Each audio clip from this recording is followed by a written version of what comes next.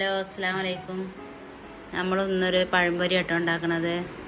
അതിന് വേണ്ടിയിട്ട് കുറച്ച് മൈദപ്പൊടി എടുത്തു, കുറച്ച് ഉപ്പിട്ട് കൊടുത്തേക്കണ്, പിന്നെ 1 ടീസ്പൂൺ അരിപ്പൊടി, പഞ്ചസാര 2 ടീസ്പൂൺ പഞ്ചസാര, 1/4 ടീസ്പൂണ് മഞ്ഞൾപ്പൊടി, പിന്നെ അതിലേക്ക് ഉഴുന്ന് ദോശൻ്റെ മാവ് 2 ടീസ്പൂണ് ഒഴിച്ചു കൊടുക്കുന്നുണ്ട്.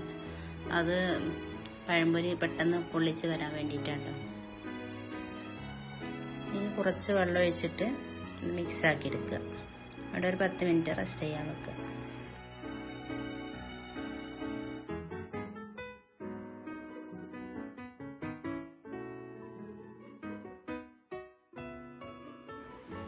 ഇനി അതിന് വേണ്ട പഴം നമ്മൾ കട്ട് ചെയ്തെടുക്കുക കേട്ടോ. പഴം ഞാൻ നീളത്തിലുള്ളത് ഇപ്പോൾ 2 കഷ്ണമാക്കിക്കണം.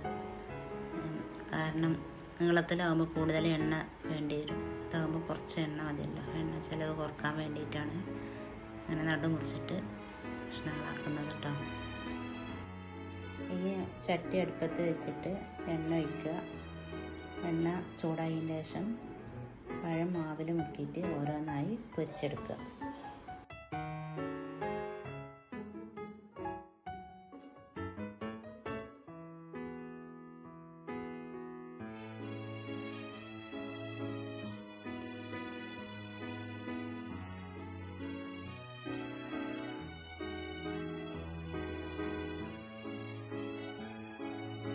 ഇനി ഓരോന്നും നമ്മൾ കോരിയെടുക്കുന്നുണ്ട്.